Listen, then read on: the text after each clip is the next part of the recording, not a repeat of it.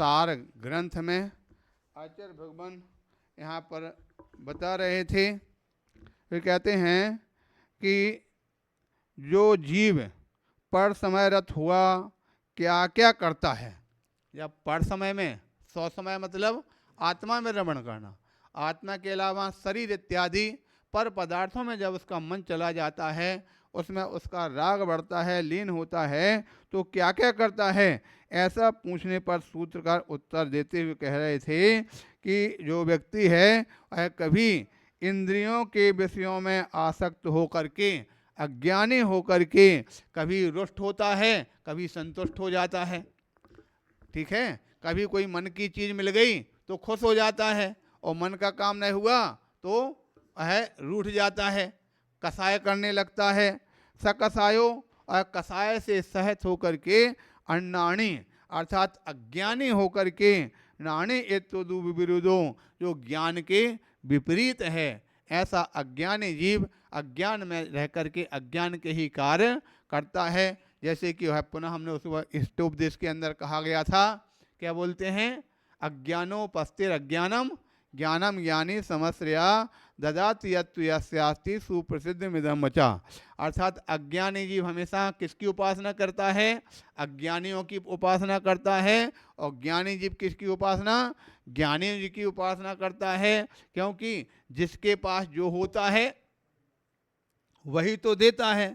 अज्ञानी अज्ञान को देने वाला है और ज्ञानी ज्ञान को देने वाला है। इसलिए आचार्य भगवान यहाँ कहते हैं कि अज्ञान को नहीं, ज्ञान को प्राप्त करना।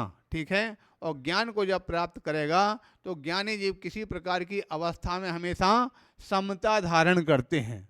ठीक है, कहीं कोई चीज़ छूट जाए, टूट जाए, मिट जाए, फिर भी हमेशा शांत भाव को धारण किया करते हैं, उसमें आकुलता व्याकुलता नहीं करते हैं। जैसा कि हमने उस प्रकार से एक घटना बता सुनाते ना, आपको याद होगा एक बार क्या हुआ, कोई एक बॉम्बे के अंदर बहुत बड़ा रत्नों का व्यापारी था।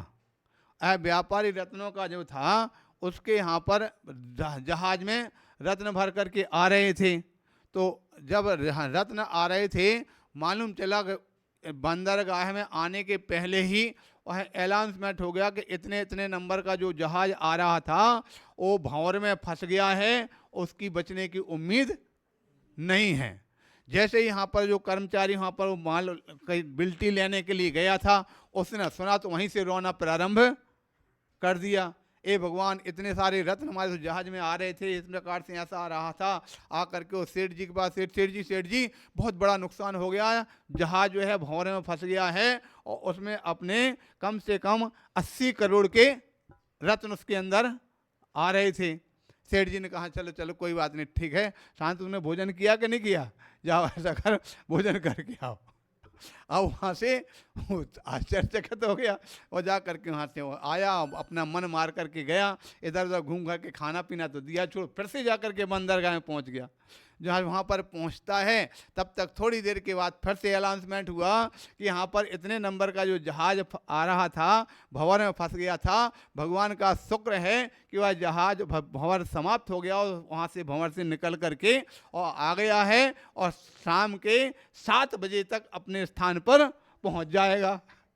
फिर जा करके दौड़ा, और दौड़ करके आ, सेठ जी अपना जो जहाज भंवर में फंस गया था वो निकल करके आ गया। तो सेठ जी फिर बोलते हैं, बोले अच्छा हाँ ठीक है कोई बात नहीं, तूने भोजन किया कि नहीं किया।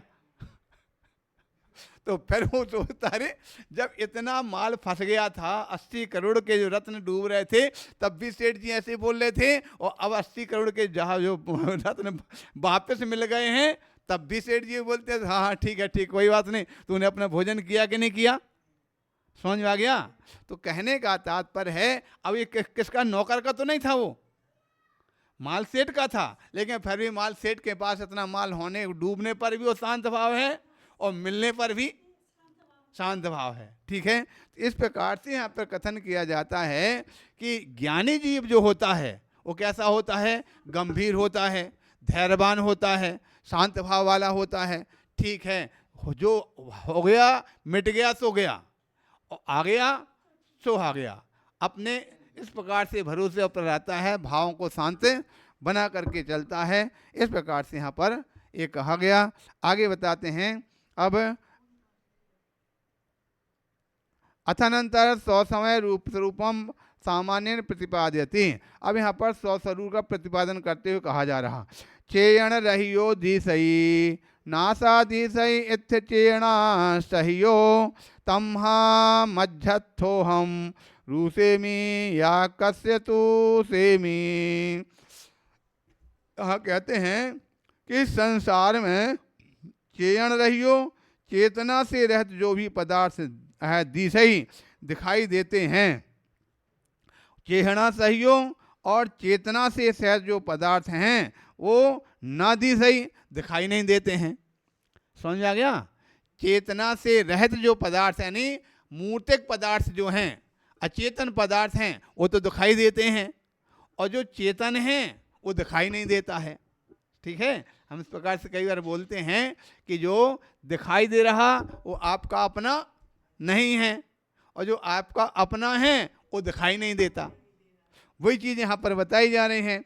इस कारण से मज्जत्थो हम, माध्यस्थ होकर के मैं किससे रूसई और तूसे में, जब कोई ऐसे पदार्थ हैं हमारा जो स्वरूप है वो दिखाई दे नहीं रहा, हम किस पर तो रुष्ट होवें और किस पर संतुष्ट होवें। इसलिए दोनों अवस्था में शांत भाव धारण करना ये सबसे बड़े ज्ञानी जीव का लक्षण है। कहते हैं कोई चीज़ मिट गई तो भी कोई बात नहीं, मिटना था, ऐसा होना था, हो गया। अब टूट तो गई है, दोबारा तो जुड़ने वाली है नहीं है, टूट गई, टूटने दो। और कोई चीज़ अगर इस प्रकार से प्राप्त हो गई तो प्राप्त हो गई, हमारे भाग्य में थी तो हो गई, और उसमें आकर के ज़्यादा खुशी भी नहीं होना चाहिए। इसलिए दोनों अवस्था में शांत भाव को धारण करने वाला हमेशा खुश रहता है, और जो कोई वस्तु आने मिलने पर खुश हो जाता है, नहीं मिलने पर दुखी हो जाता है, उसके जीवन में हमेशा उतार चढ़ाव होते हैं। कभी नहीं मिलने पर क्रोधी हो जाता है, चीखना चिल्लाना प्रारंभ हो जाता है, और मिलने पर वह गुणगान गाना प्रारंभ हो जाता है। तो इसलिए यहाँ कथन किया कि जब हमारा जो चेतन है वो दिखाई तो दे नहीं रहा, हम किस पर रुष्ट होवें और किस पर संतुष्ट हों। इसलिए दोनों अवस्था में अपने शांत भाव को धारण करो, यही ज्ञानी जीव का लक्षण है। ज्ञानी जीव हर अवस्थाओं में, हर परिस्थितियों में अपने शांत भाव को धारण करते हैं। कभी कदाचित किसी प्रकार की बात अगर आती है और समय पर अपना होश आवास खो बैठता है तो भी तुरंत ही अपने आप को संभाल लिया करता है। ठीक है, इस प्रकार से ये सबसे बड़ी चीज़ इसकी होती है। इस विषय को शेष पढ़ने के लिए अपन बाद में पढ़ेंगे। बोले महावीर भगवान की।